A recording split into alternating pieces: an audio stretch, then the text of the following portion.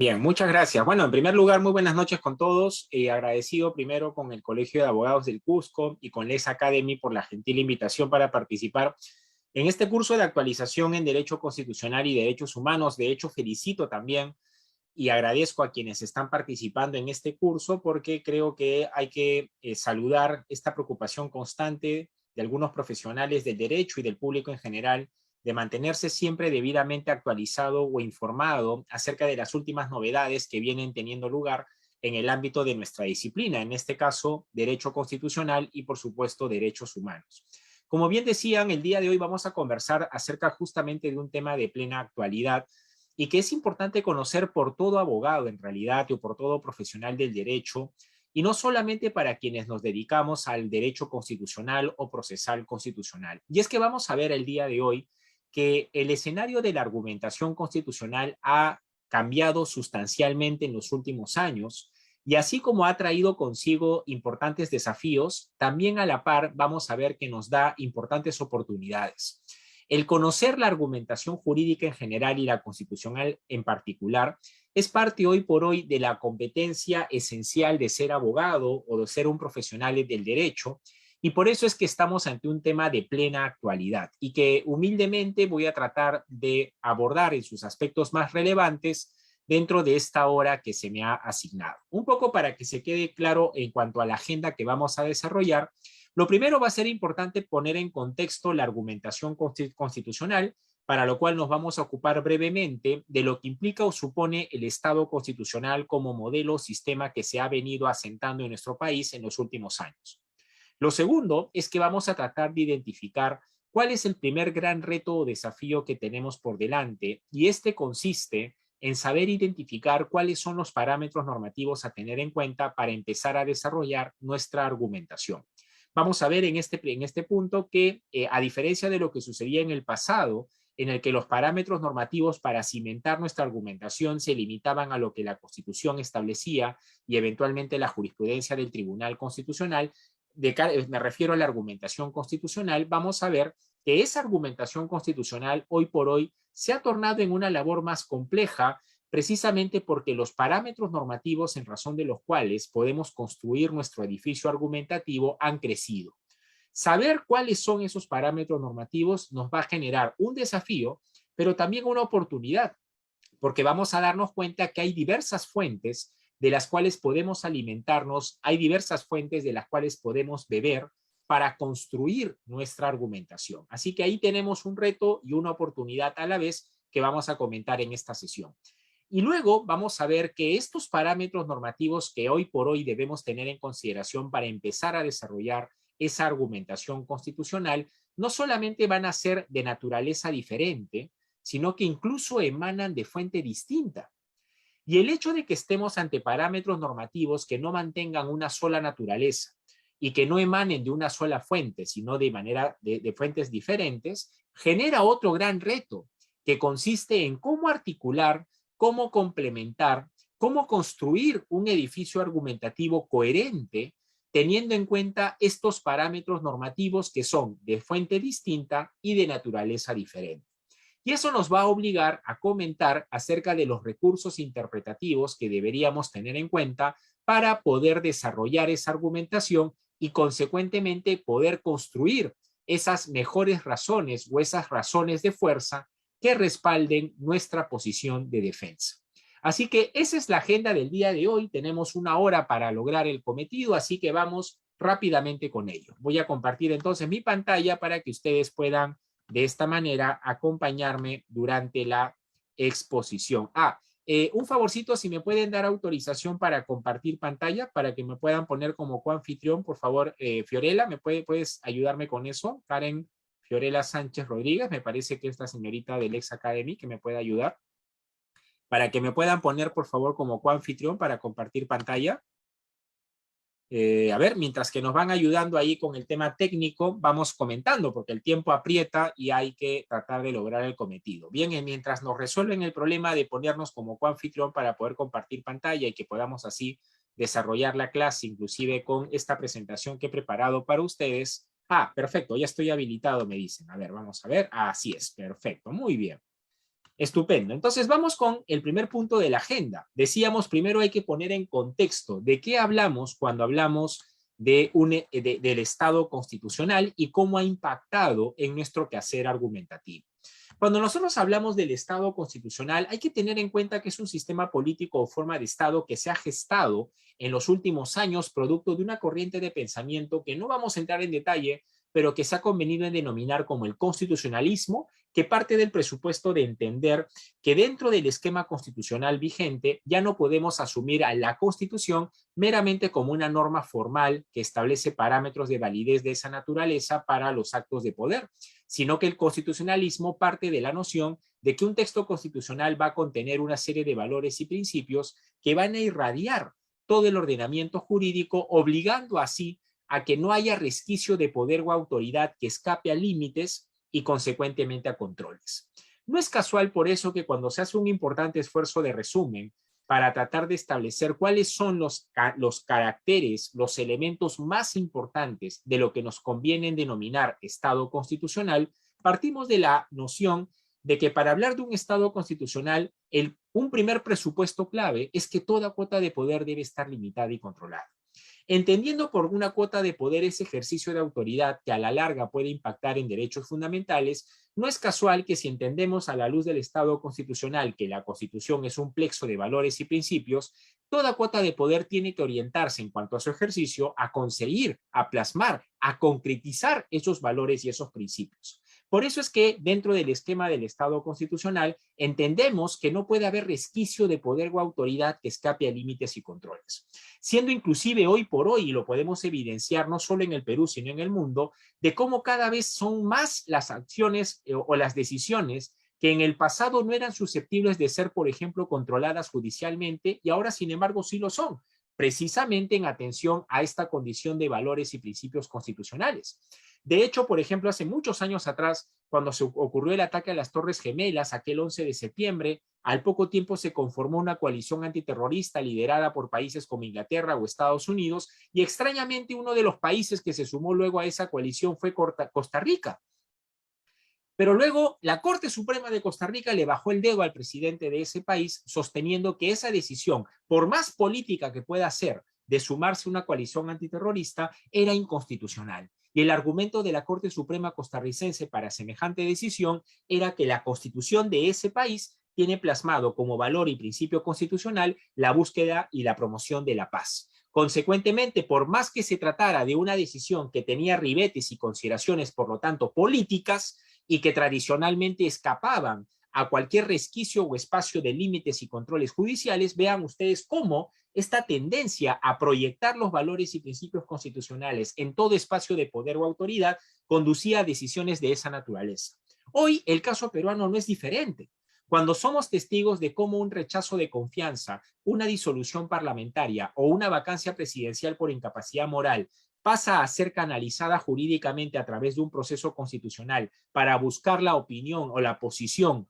del tema o alrededor del tema por parte del Tribunal Constitucional, es porque nosotros también hemos aprendido de la lección y sabemos que inclusive decisiones o ámbitos de ejercicio del poder netamente políticos, como son los ejemplos que acabo de mencionar, no pueden escapar a los límites constitucionales porque es a la luz de esos valores y principios que se va a determinar su validez. Y para que nos confirmen que eso efectivamente es así, le tocamos la puerta nada más y nada menos que al juez constitucional. La limitación y control del poder, por eso, es uno de los primeros elementos claves a identificar como parte de lo que debemos comprender de este contexto del Estado constitucional.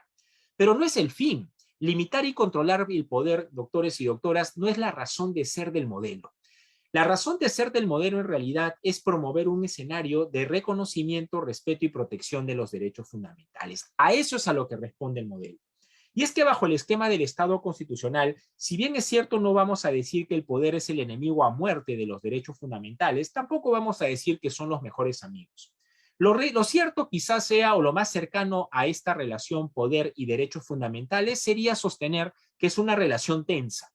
Porque como sabemos, hay espacios de poder y de ejercicio de los derechos fundamentales en donde lo que vamos a requerir o exigir a la autoridad es que se mantenga al margen. Si pensamos en derechos fundamentales como libertad de expresión, como el derecho a la vida, a la integridad personal, estamos hablando de derechos fundamentales donde yo principalmente a la autoridad o al poder le pido que no se inmiscuya, que no intervenga. Pero si me pongo a pensar en derechos como a la salud, al trabajo, a la educación, a la vivienda, a la alimentación, evidentemente yo requiero del poder o la autoridad no una actitud de abstención, sino más bien que se comprometa, que participe activamente en el ejercicio de esos derechos fundamentales. ¿Cómo es entonces que hay escenarios de libertad en lo que requerimos del poder es que se inmiscuya y participe de su ejercicio, y hay espacios de libertad en donde más bien al Estado le decimos o al poder le decimos mantente al margen? Pues eso demuestra que hay tensión entre el poder y los derechos fundamentales. Y donde hay una relación tensa, mis queridos doctores y doctoras, el conflicto está latente.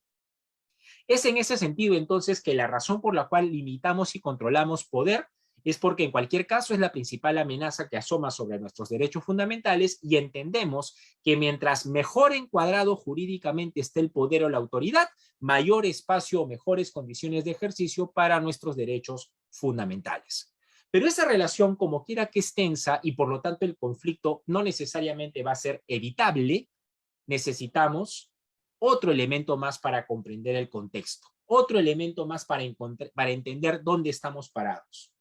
Y ese tercer elemento clave tiene que ver con la plataforma normativa en la que nos vamos a respaldar para resolver esas situaciones de conflicto que se puedan suscitar entre el poder y los derechos fundamentales o entre los propios derechos entre sí. Y aquí cobra sentido el tercer elemento clave para resumir que es un Estado constitucional, que tiene que ver con la preocupación por asegurar y preservar la supremacía del texto constitucional.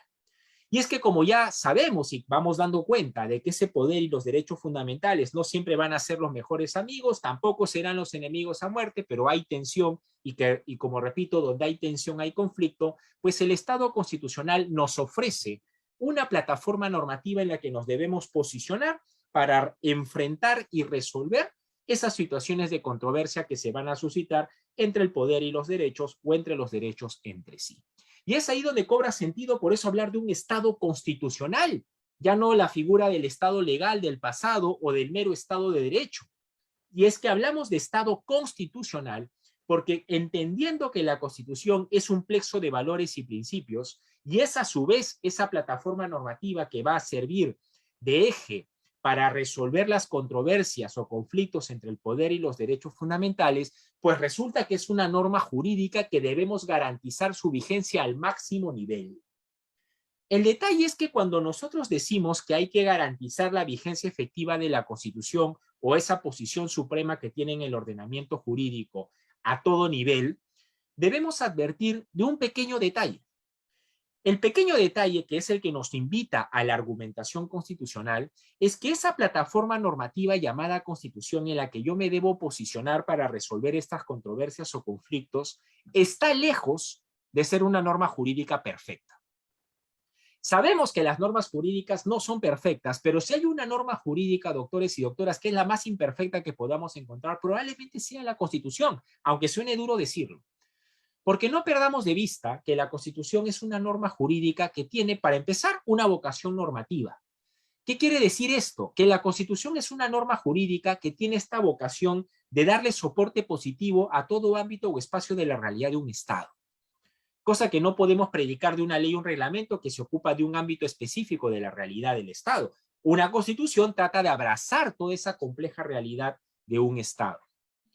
Pero además de esa vocación normativa que ya comenzamos a dar cuenta entonces de por qué la Constitución es una norma tan compleja, no olvidemos que la Constitución también tiene una vocación de permanencia. Nosotros no dictamos una Constitución hoy para derogarla mañana. Nosotros no dictamos una Constitución hoy para modificarla mañana. Una Constitución se caracteriza también por tener esta vocación de permanencia porque busca nacer y morir con el propio Estado al cual busca regular.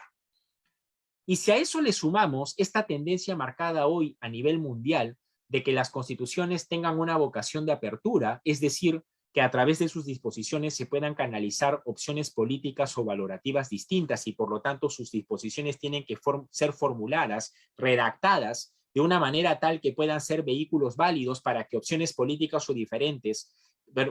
opciones políticas o valorativas diferentes que conviven dentro de un propio Estado se puedan canalizar por su intermedio, ya podemos entender que en atención a esas tres características interesantes de una Constitución, su vocación normativa, su vocación de permanencia y su vocación de apertura, inevitablemente, si bien es cierto la Constitución es la norma jurídica de apoyo, de respaldo, la plataforma normativa para atender y enfrentar esos conflictos y controversias que se van a suscitar inevitablemente entre el poder y los derechos fundamentales y entre los derechos entre sí, está lejos de ser una norma jurídica en la que vamos a encontrar la solución a nuestros problemas. Y es que inevitablemente, por esa vocación normativa de permanencia y de apertura, no es casual que las constituciones se caractericen por tener disposiciones jurídicas tan amplias en su formulación, tan amplias en su redacción, que cuando queremos aplicar el texto constitucional a un caso concreto, no es casual, doctores y doctoras. ¿Acaso no hemos encontrado vacíos,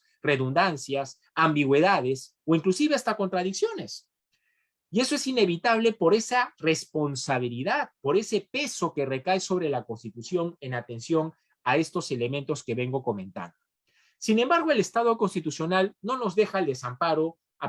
bajo este escenario, porque uno podría decir, bueno, pero si la Constitución es la plataforma normativa que el Estado constitucional me ofrece para resolver esos conflictos o controversias entre el poder y los derechos fundamentales o entre los derechos entre sí, pues entonces esa Constitución o esa plataforma normativa está lejos de ser perfecta. ¿Qué me ofrece el Estado constitucional? No me está dando ninguna garantía, ninguna seguridad para enfrentar esos conflictos. Bueno, parte del modelo del Estado constitucional, doctores y doctoras, tiene que ver con contar con esta figura protagónica del juez constitucional.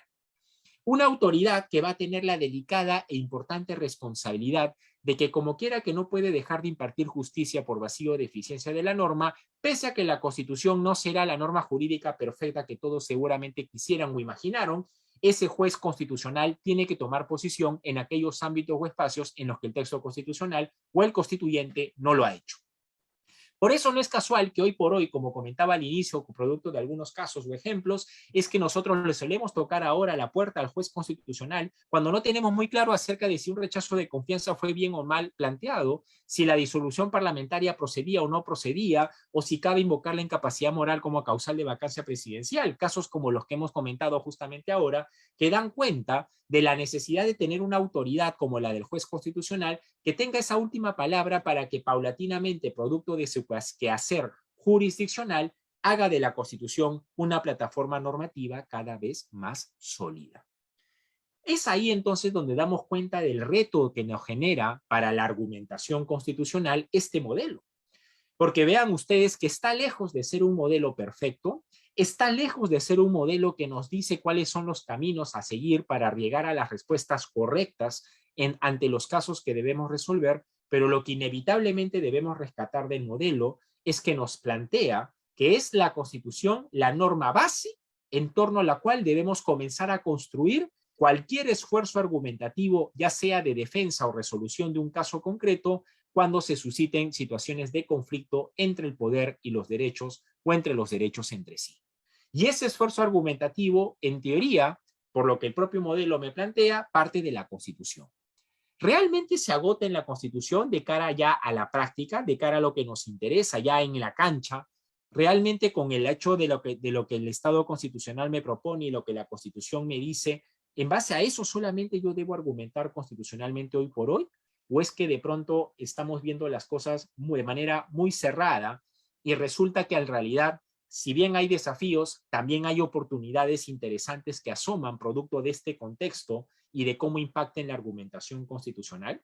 Vamos justamente a ello.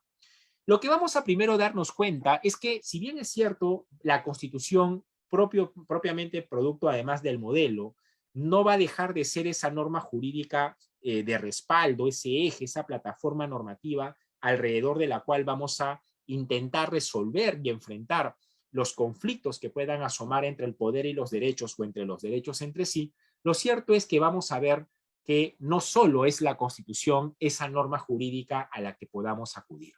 Y eso que parecía una cuestión muy compleja de llevar a cabo, como argumentar constitucionalmente en base a un documento normativo que está lejos de ser perfecto y que está lleno de vacíos, ambigüedades, redundancias y contradicciones, bueno, vamos a ver que si bien hay desafíos, como decía, también hay oportunidades.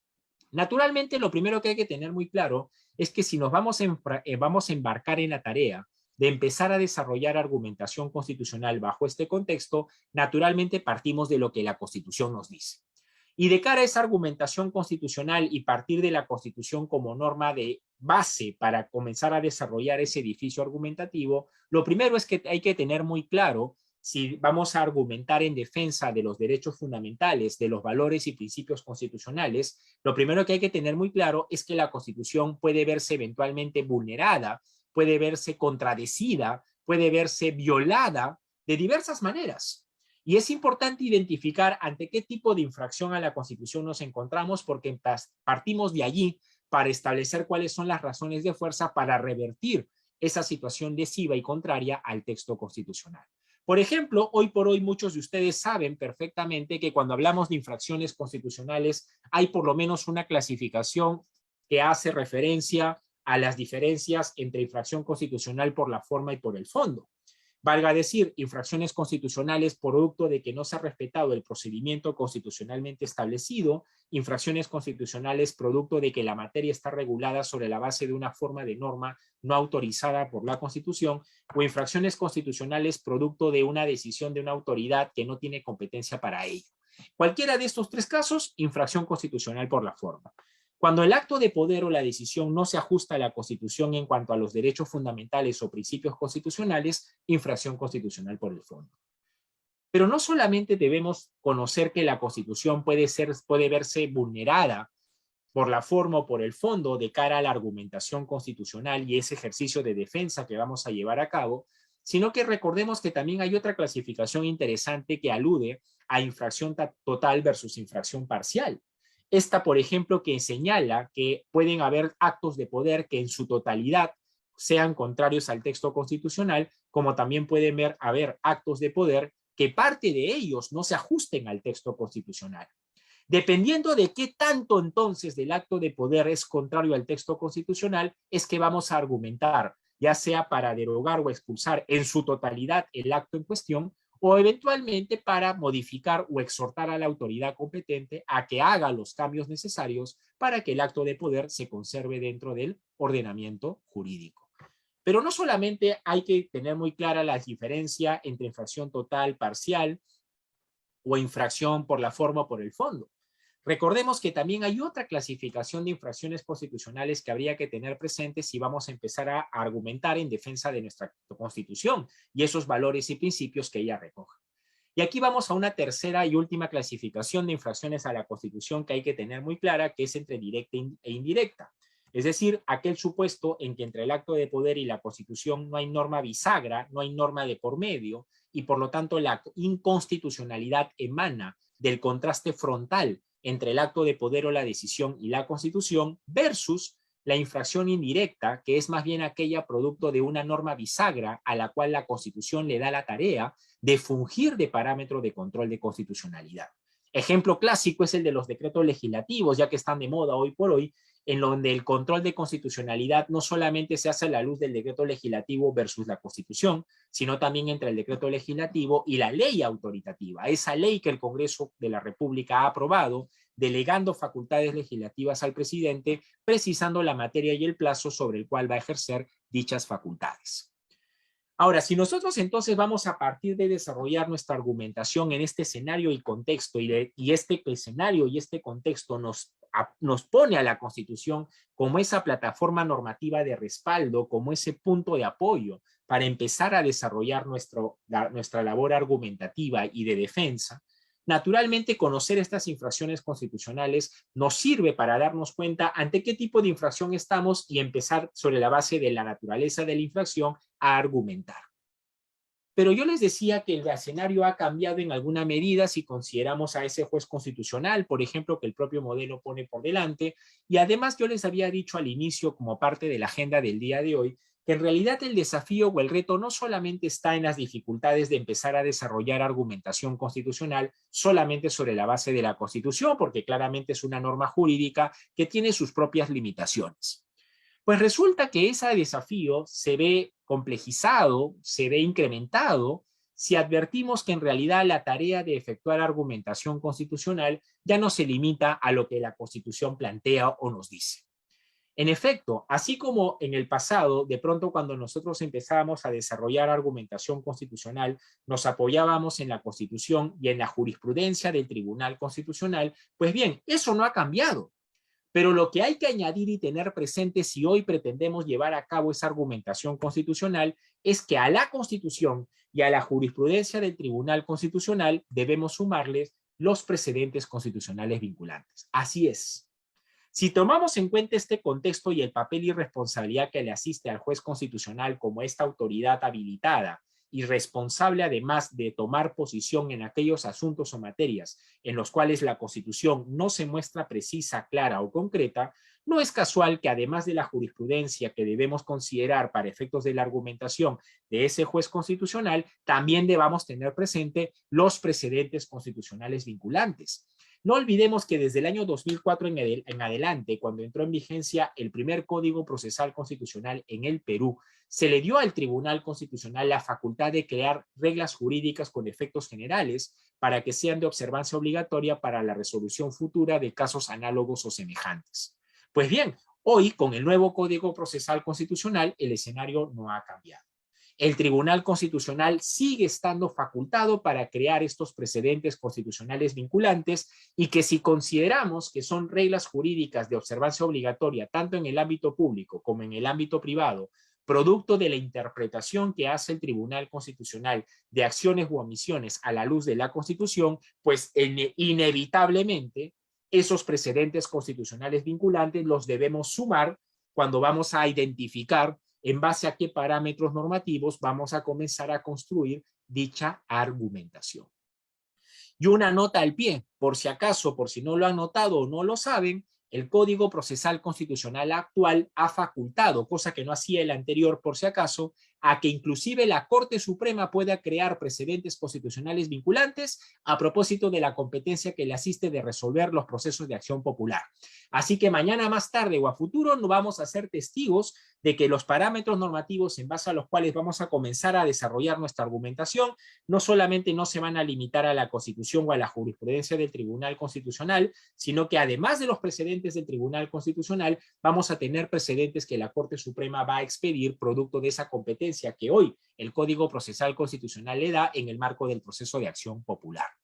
Alguien podría decir, bueno, pero entonces hasta aquí ya cerramos los parámetros normativos y sobre la base de esos yo puedo comenzar a desarrollar mi edificio argumentativo. No, señores.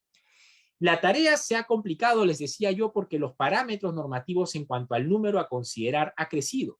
Y si bien ya nos damos cuenta que este número ha crecido, producto de que ahora debemos incorporar estos precedentes constitucionales vinculantes, no olvidemos que desde hace ya bastantes años atrás, el Tribunal Constitucional ha interpretado, producto de la cuarta disposición final y transitoria de la Constitución, que los tratados sobre derechos humanos de los cuales el Perú es parte, forman parte de los parámetros de control y argumentación constitucional.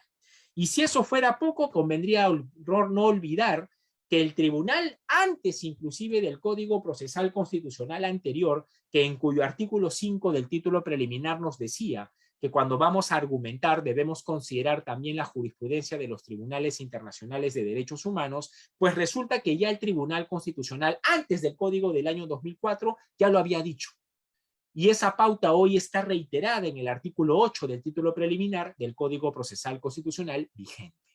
Quiere decir entonces que de cara al control y a la argumentación constitucional, doctores y doctoras, ¿la Constitución va a seguir siendo nuestro punto de apoyo? Por supuesto que sí. ¿Va a seguir siendo nuestro punto de respaldo? Por supuesto que sí. Pero, profesor, la Constitución no siempre es como una Biblia, una guía telefónica, no nos va a dar la respuesta, es un documento normativo que tiene esa vocación de generalidad, de permanencia, de apertura. ¿Cómo le hacemos? Bueno, tenemos ese juez constitucional que el propio contexto modelo ha posicionado en un papel protagónico para tomar posición o tomar decisión en materias o asuntos sobre los cuales la Constitución no se muestre clara y evidentemente su jurisprudencia la incorporamos y la hemos hecho así, la hemos venido incorporando, la hemos venido utilizando para cuando hemos tenido que identificar en base a qué parámetros normativos comenzamos a construir nuestro edificio argumentativo. Pero ya hoy las cosas son también distintas. A esa Constitución,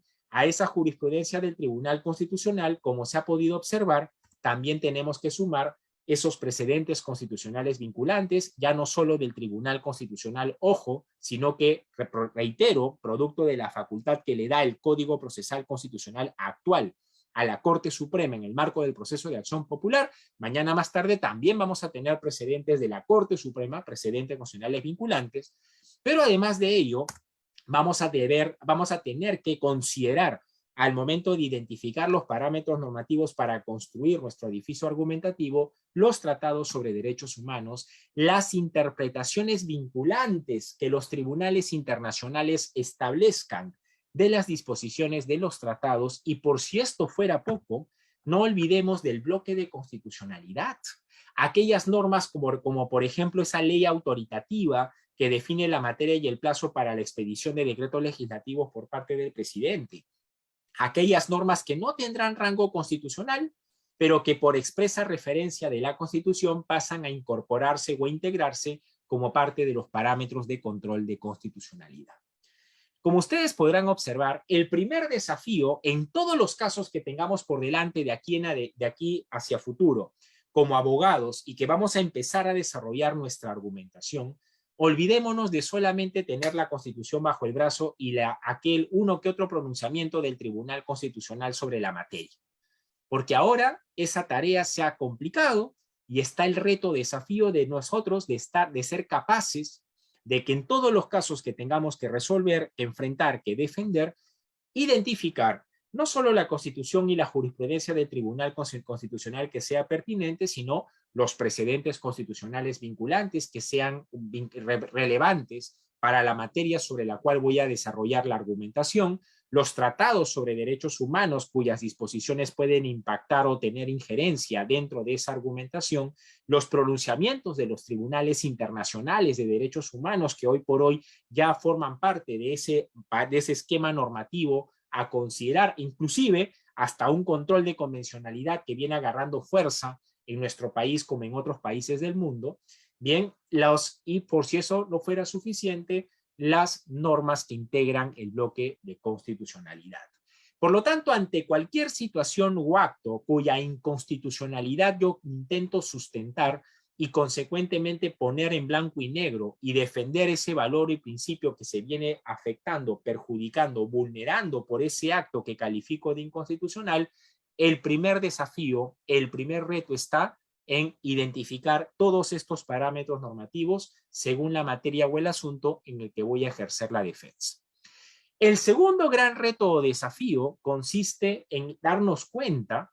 de que estos parámetros normativos que hemos identificado son, para empezar, de naturaleza diferente muchos de ellos. La Constitución, los tratados sobre derechos humanos y las normas que integran el bloque de constitucionalidad, por ejemplo, son de naturaleza legislativa, son de fuente legislación en cuanto a las fuentes del derecho hablamos. En cambio, la jurisprudencia, los precedentes constitucionales vinculantes y los pronunciamientos de los tribunales internacionales de derechos humanos son de naturaleza distinta, son de naturaleza jurisprudencial, no legislativa. Eso es una primera diferencia importante a tener en cuenta. Y la segunda diferencia importante a tener en cuenta entre estos parámetros normativos es que son de fuente diferente. La Constitución, la jurisprudencia del Tribunal Constitucional, los precedentes constitucionales vinculantes y las normas que integran el bloque de constitucionalidad son de fuente local o nacional. Pero también tenemos los tratados sobre derechos humanos y los pronunciamientos de los tribunales internacionales de derechos humanos que son de fuente internacional. ¿Cómo hacemos? Y ese es el tercer reto, desafío importante. ¿Cómo hacemos para argumentar coherentemente? ¿Cómo hacemos para argumentar de manera solvente y complementaria, considerando que los parámetros normativos sobre la base de los cuales vamos a empezar a desarrollar esa argumentación no solamente han crecido en número, sino que son de naturaleza y fuente distinta? ¿Cómo le hacemos? Bueno, acá yo les he planteado retos y oportunidades. Y si bien es una gran oportunidad el tener más de una fuente normativa para comenzar a desarrollar la argumentación, vamos a ver cómo enfrentamos este otro desafío vinculado con cómo articular coherentemente esa argumentación, teniendo en consideración que los parámetros normativos de respaldo son de naturaleza y de fuente distinta. Dentro de esas diferencias que hemos detectado entre los parámetros normativos que acabamos de mencionar, podemos encontrar, sin embargo, un elemento en común. Y es que todos estos parámetros normativos, si tienen un común denominador, es que son normas jurídicas. Y si son normas jurídicas, quizá un buen punto de partida para comenzar a desarrollar esas interpretaciones que conduzcan a mejorar esas razones de fuerza, de respaldo en la defensa que vamos a llevar a cabo, sería empezar por la interpretación jurídica. ¿Y qué debemos rescatar de la interpretación jurídica de cara a comenzar a desarrollar esa argumentación constitucional? Bueno, primero, tener muy claro que la interpretación jurídica está lejos de ser una ciencia, es un arte, implica libertad, implica creatividad, implica flexibilidad, pero por muy libre, flexible y creativa que sea la interpretación jurídica, pretende llegar a un discurso racional que permita respaldar la posición que vamos a desplegar.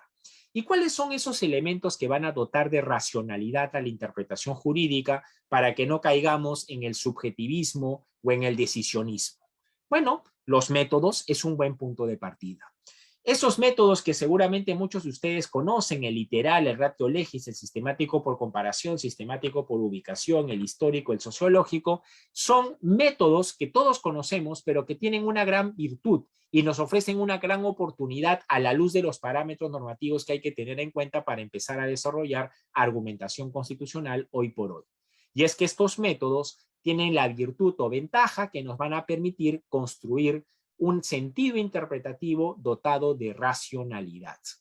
Y aquí no vamos a caer entonces necesariamente en el subjetivismo, en el decisionismo, porque vamos a tener métodos que son caminos, senderos, que dependiendo de cuáles utilicemos y con qué criterios o perspectiva hagamos uso de ellos, es que vamos a llegar a ciertos resultados. Y es que aquí viene otro tema importante dentro de la interpretación jurídica con miras a la argumentación constitucional.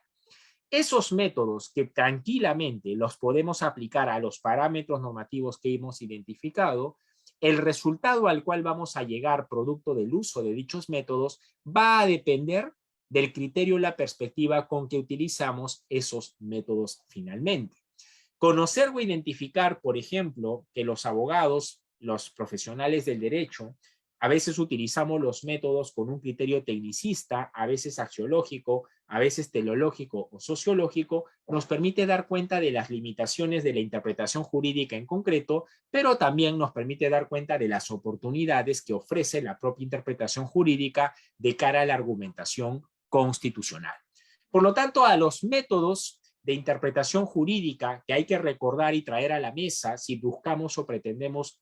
empezar a desarrollar sentidos interpretativos que soporten nuestra argumentación constitucional a la luz de los parámetros normativos que se han comentado, pues conocer los criterios o perspectivas con los que podemos utilizar esos métodos de interpretación jurídica nos van a servir para tener claro con qué perspectiva estoy empezando yo a desarrollar esa argumentación. Así que, como les decía, considerando que estos parámetros normativos podrán ser más de los que eran en el pasado y podrán ser de naturaleza y fuente distinta, el común denominador es el que son normas jurídicas y como tales, un buen punto de partida para empezar a desarrollar los sentidos interpretativos que hagan o permitan un uso complementario y coherente de esos distintos parámetros normativos es empezar por la interpretación jurídica.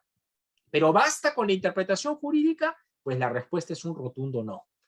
Y lo cierto es que no basta con la interpretación jurídica porque aun cuando el común denominador de esos parámetros normativos que se han mencionado es que todos ellos finalmente son normas jurídicas, también advirtamos que no son normas jurídicas cualquiera. O sea, no son cualquier norma jurídica, estamos hablando de tratados, estamos hablando de la Constitución, que evidentemente tienen sus propias particularidades. Por eso no es casual que si aquí estamos para plantear no solo los desafíos, sino también las oportunidades que da lugar esta argumentación constitucional el día de hoy, no perdamos de vista que a esos métodos y criterios de interpretación jurídica les vamos a sumar o les debemos sumar los principios o criterios de interpretación constitucional. Ese principio criterio de unidad que impide, que dificulta, que prohíbe lecturas o interpretaciones compartimentadas o fragmentadas de la Constitución. Ese principio criterio de coherencia y concordancia práctica que promueve lecturas o interpretaciones que hagan del texto constitucional un documento normativo coherente, armónico, sistemático. Ese principio criterio de racionalidad que va a ayudarnos a acudir a la lógica para encontrar los sentidos interpretativos que respalden esa situación que nosotros buscamos defender. Ese principio criterio de razonabilidad o de proporcionalidad que nos va a permitir evaluar fines y medios buscando aquellas decisiones o soluciones que puedan ser más proporcionales en atención al nivel de satisfacción del fin que queremos alcanzar y el grado de intervención que esta satisfacción del fin da lugar en los derechos fundamentales involucrados. Ese principio criterio de previsión de consecuencias que nos obliga a ser responsables con las lecturas que planteemos de la Constitución para evitar que finalmente el remedio, la solución, el sentido interpretativo que planteemos sea peor que la situación problemática que buscamos atender. Ese principio criterio de corrección funcional que nos recuerda que de cara a la interpretación de la Constitución no solamente hay que tener en cuenta la parte dogmática y los derechos fundamentales que se buscan garantizar, sino también esa parte orgánica que se traduce en límites y controles al poder o la autoridad y consecuentemente competencias constitucionalmente asignadas. Ese principio criterio de fórmula política que nos recuerda que nosotros hemos adoptado un modelo de Estado y que producto de dicho modelo se infieren consecuencias o efectos importantes en el sistema jurídico. Ese principio criterio de eficacia o función integradora que busca plantear, promover lecturas, interpretaciones de las normas constitucionales que contribuyan a integrar esas distintas opciones políticas o valorativas que conviven en el mismo Estado en sí y no generar desintegración o desunión alrededor del texto constitucional. O ese principio criterio favor libertatis que nos obliga que ante la duda interpretativa de una disposición constitucional nos debemos decantar por la que resulte más favorable para los derechos involucrados. Y finalmente, ese principio criterio de fuerza normativa que nos obliga a plantear interpretaciones de la Constitución que contribuyan a la eficacia o la fuerza normativa de las disposiciones que ésta contiene, buscando reducir la brecha entre una norma jurídica vigente, una Constitución vigente y una Constitución eficaz. Reducir esa brecha es parte de nuestra responsabilidad como intérpretes constitucionales. Como se puede ver, si nosotros advertimos que dentro de los parámetros normativos para desplegar argumentación constitucional hoy por hoy, estamos no solo ante normas jurídicas, sino ante parámetros normativos de raigambre, de naturaleza constitucional, utilizar, además de los métodos y criterios de interpretación jurídica, los principios o criterios de interpretación constitucional nos abre el panorama de recursos interpretativos a tener en cuenta para comenzar a desarrollar esa argumentación constitucional. Pero dentro de las diferencias que advertíamos entre los parámetros normativos que hay que considerar hoy por hoy para empezar a desarrollar esta argumentación constitucional, estaban los tratados también sobre derechos humanos y las particularidades que supone el ser tratados que regulan o su objeto de regulación o atención es la persona, su objeto de atención es el sujeto, el ser humano, no los intereses particulares de los estados y consecuentemente el hecho de que sean parámetros normativos de fuente internacional, ¿eso impacta en la argumentación, en la interpretación que hagamos de estos tratados? Pues la respuesta es que sí.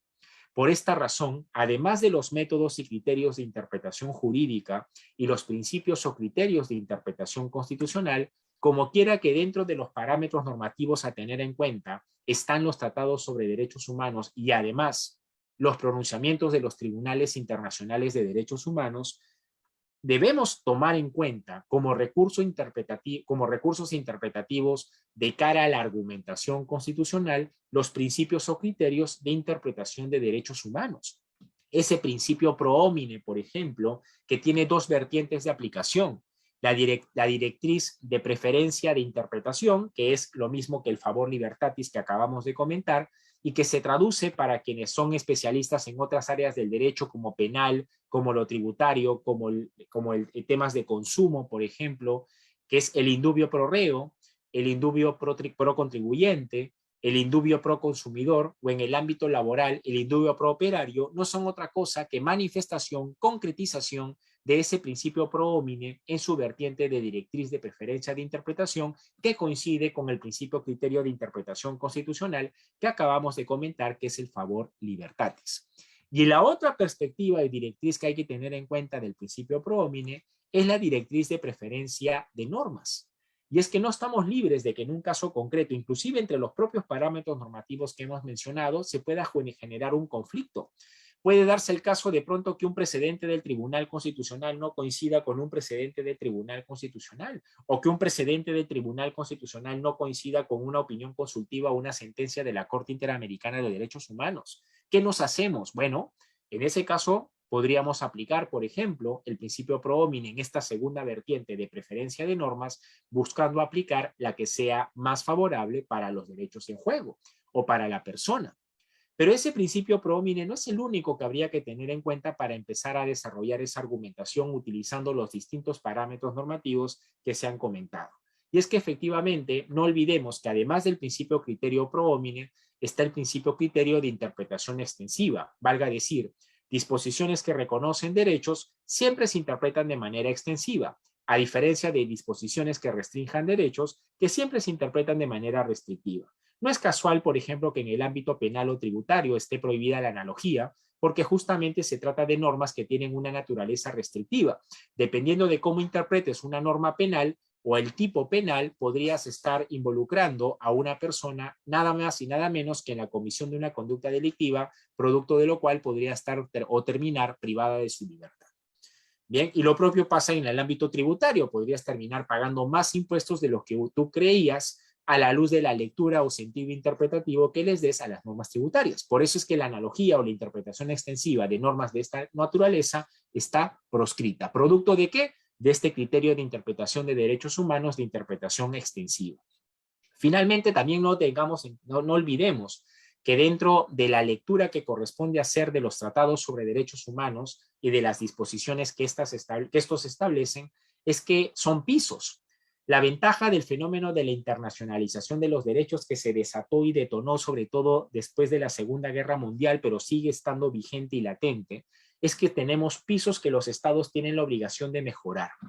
Pero aquí viene el criterio o principio de interpretación progresiva. Si los estados han avanzado y han mejorado el piso que el tratado establece, el criterio de interpretación extensiva y progresiva es no retroceder, porque finalmente la vocación, les decía, el objeto de atención de los tratados sobre derechos humanos es la persona, no los intereses particulares de los estados como si fuera un tratado de límites o de integración económica. Y consecuentemente, cuando se trata de un tratado sobre derechos humanos, cualquier lectura, cualquier interpretación que hagamos tiene que ser en lógica de coadyuvar, mejorar el escenario de ejercicio de los derechos humanos. No es casual, por ejemplo, que en el caso peruano, para que esto quede evidenciado, graficado, ejemplificado, la pena de muerte ha quedado congelada en nuestro país para el delito de traición a la patria en caso de guerra exterior. No podemos restituir la pena de muerte a conductas delictivas que han dejado de ser susceptibles de ser sancionadas con esa pena.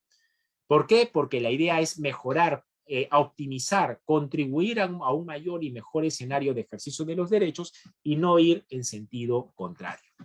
Pero a estos principios o criterios de interpretación de derechos humanos como el pro homine o el de interpretación extensiva y progresiva, debemos sumar otros principios o criterios de interpretación de derechos humanos, como el principio o criterio de interacción o retroalimentación, que está evidenciado cuando somos testigos hoy por hoy de cómo los estados miran con el rabillo del ojo lo que la Corte Interamericana de Derechos Humanos, por ejemplo, viene resolviendo, porque en principio tenemos la obligación de adaptarnos al estándar que la Corte va adoptando en la medida que va ejerciendo sus competencias.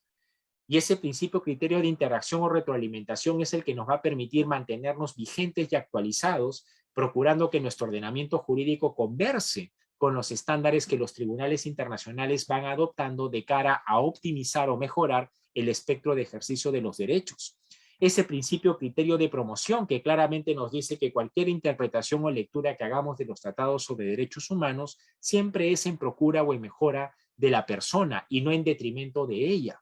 O esos principios como el de universalidad e indivisibilidad, que básicamente nos buscan tienen por afán generar cada vez un esquema más universal de ejercicio de los derechos humanos independientemente de la soberanía que cada Estado pueda albergar en su seno, y ese principio criterio de indivisibilidad que busca llamar la atención de que cuando nosotros argumentamos, ejercemos la defensa o interpretamos en materia de derechos humanos, no olvidemos que lo que podemos estar ganando a favor de un derecho humano puede ser a la par una restricción para otro derecho, porque finalmente los derechos humanos o los fundamentales son interdependientes entre sí, y lo que puedes estar ganando para un derecho fundamental puede ser a la larga la restricción o limitación de otro derecho fundamental. Por eso es que el principio criterio de indivisibilidad de los derechos humanos nos conlleva a no perder de vista como último recurso interpretativo que voy a mencionar en la exposición y que hay que tener en cuenta para desarrollar argumentación constitucional, pues nada más y nada menos que el test de proporcionalidad.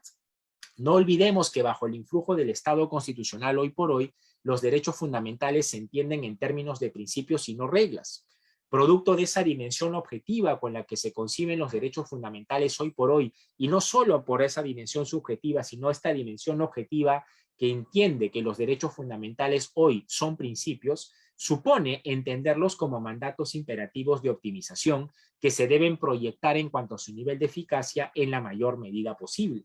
Y como es un tema de proyectar, optimizar, contribuir al mayor y el mejor ejercicio o eficacia del principio, la gran pregunta con los principios es cuándo hemos logrado esa mayor protección o mayor promoción posible sin que signifique afectar en demasía o injustificadamente otro derecho, otro valor, otro principio. Ese test de proporcionalidad que consiste en estos 3 exámenes que seguramente ustedes perfectamente conocen, pero que hay que sumar finalmente si el reto o desafío aquí y la oportunidad al mismo tiempo es desplegar una argumentación constitucional haciendo uso de estos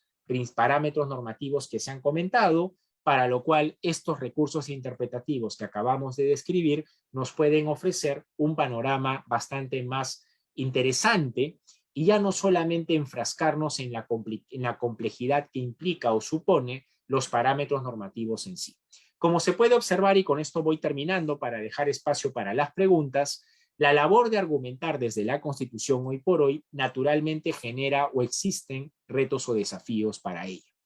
Ya no podemos seguir pensando en que la argumentación constitucional en general se limita a encontrar o desentrañar esos sentidos interpretativos de la Constitución y teniendo como respaldo la jurisprudencia del Tribunal Constitucional. Como ha quedado demostrado, esta labor de argumentar desde la Constitución o desarrollar argumentación constitucional ha sido superada la Constitución y la jurisprudencia del Tribunal Constitucional y ahora nos enfrentamos a más parámetros normativos a tener en cuenta y no solamente eso, sino que el otro gran reto, desafío es que esos parámetros normativos que hoy debemos considerar para empezar a desarrollar argumentación constitucional son de naturaleza y fuente distinta. Y esas diferencias en cuanto a los parámetros normativos no debe generarnos no solo el temor y obstaculizar, entorpecer cualquier posibilidad de labor argumentativa que podamos llevar a cabo. Por el contrario, veámoslo como una oportunidad. Veámoslo como la oportunidad de no solamente beber de una sola fuente para desarrollar la argumentación de defensa que vamos a llevar a cabo, sino que ahora tenemos diversas fuentes de las cuales nos podemos alimentar, de las cuales podemos beber para construir ese edificio argumentativo. Y si el reto está en cómo articular coherentemente esos distintos parámetros normativos que hemos visto, pues tener en cuenta estos recursos interpretativos como los métodos y criterios de interpretación jurídica, los principios o criterios de interpretación constitucional, los principios o criterios de interpretación de derechos humanos y el test de proporcionalidad y juicio de ponderación nos van a ofrecer un panorama bastante más atractivo para percatarnos de que la lucha no está perdida. ¿La lucha está difícil? Por supuesto que sí. ser capaz de identificar los parámetros normativos pertinentes por la materia o el caso concreto que vamos a resolver y tener a la vista no solo los precedentes, sino los tratados y los pronunciamientos de los tribunales internacionales que son relevantes, es un reto. Pero una vez que los hemos identificado, y el otro reto que podría parecer mucho más complejo todavía, de cómo articular coherentemente esos parámetros normativos, tenemos una oportunidad. Así como las fuentes ahora de las cuales bebemos son más, y eso es una oportunidad para desarrollar mejor argumentación, también es cierto que tenemos recursos interpretativos como los que se han comentado, que nos ofrecen un panorama, como les digo, bastante más atractivo y consecuentemente una oportunidad para desarrollar mejor argumentación. Esto era lo que les quería compartir el día de hoy, mis queridos doctores y doctoras. Espero haber cubierto las expectativas que podían haber tenido de esta pequeña charla de 1 hora sobre un tema, por supuesto, que da para mucho más, pero que espero haber planteado por lo menos las líneas de principio con las que uno debe empezar a enfrentarse al problema de la argumentación constitucional, pero como digo, también verlo como una oportunidad. Ahora tenemos más fuentes de las cuales podemos alimentarnos para construir nuestros edificios argumentativos, pero además tenemos recursos interpretativos que nos pueden ayudar a que las columnas que soportan, que las razones que soportan ese edificio argumentativo sean cada vez más sólidas. Bien, les agradezco mucho por su atención, quedo presto a las dudas o preguntas que ustedes puedan tener y por lo pronto les voy dejando allí a la vista mi correo electrónico por si tuvieran alguna duda, alguna inquietud o algún asunto sobre el cual pueda buenamente yo sumar o contribuir a ustedes. Muchísimas gracias. A ver, tenemos una consulta del doctor Coronel Pérez. ¿Por qué son importantes los pesos y contrapesos en los poderes del Estado? Ah, bueno, mi querido doctor Coronel, los pesos y contrapesos en un Estado son absolutamente importantes porque la idea del equilibrio del poder es justamente de que haya contrapesos o que hayan situaciones en las que no exista copamiento de poder o autoridad. Cuando no tenemos pesos y contrapesos y tú tienes solamente a una autoridad, un órgano u organismo que es el que aglutina o concentra el grueso del poder sin mayor límite o sin mayor agente de control, esa es la puerta para que podamos ingresar al esquema del autoritarismo, donde los límites y controles desaparecen y donde la voluntad de quien está en la cabeza de ese organismo o entidad se hace ley. Por lo tanto, es indispensable que hayan contrapesos, que hayan pesos, que haya equilibrio, porque finalmente cuando eso no existe, repito, es cuando si hay límites y si no se respetan, no pasa nada, porque no tienes autoridad alguna que te pueda hacer frente y llamar la atención para cuando incurres en algún tipo de infracción. Por eso es que los pesos y contrapesos es parte de una proyección o es un efecto del principio de separación o división de poderes, que es un principio que ve la luz hace siglos atrás y que asoma justamente con la intención o el afán de evitar el copamiento de poder, de evitar que el poder se concentre en pocas manos y más bien generar o promover un esquema más contrapesado de responsabilidades dentro del aparato estatal, para que así entre esos poderes se puedan ejercer controles recíprocos y así no tengas solamente una autoridad que sea la que su voluntad se haga y deshaga según quien esté a la cabeza de la misma. Bien, no sé si tienen alguna otra pregunta, alguna otra duda o alguna otra inquietud. Muchas gracias a ustedes, más bien del Lex Academy, por la gentil invitación. No sé si tienen alguna consulta adicional, por favor, adelante. Y ahí está mi correo a la vista, lo dejo para que tomen nota por si podamos humilde y buenamente sumar en algo que ustedes puedan requerir de este servidor. Bien, no sé si tienen alguna otra consulta, alguna otra duda. Bien, creo que estamos. Voy a dejar de compartir mi pantalla entonces y paso el uso de la palabra a los amigos del Lex Academy. Ya por mi parte, para despedirme solamente agradecerles a todos quienes nos han acompañado en esta pequeña clase. Repito que el tema da, por supuesto, para mucho más, pero espero nuevamente de que con esta pequeña sesión de 1 hora hayamos podido advertir de los retos y oportunidades que ofrece la argumentación constitucional hoy por hoy y naturalmente la tarea que nos asiste a todos en este momento y de aquí en adelante es cómo hacernos mejores abogados producto de ser capaces de articular coherentemente esos parámetros normativos y ser capaz de identificar los parámetros pertinentes para nuestra argumentación. Bien, gracias a ustedes más bien. Muchas gracias una vez más al Colegio de Abogados del Cusco por la gentil invitación para participar en este curso de actualización, al Lex Academy y a la persona además que ha tenido la gentileza de convocarme, que es nuestro querido doctor Nilton Chambilla. Mi querido Nilton, si estás aquí, muchísimas gracias como siempre por la gentil invitación y aquí estaremos siempre que ustedes lo puedan requerir. Muy buenas noches con todos, que tengan un buen fin de semana y por mi parte eso sería todo. Gracias.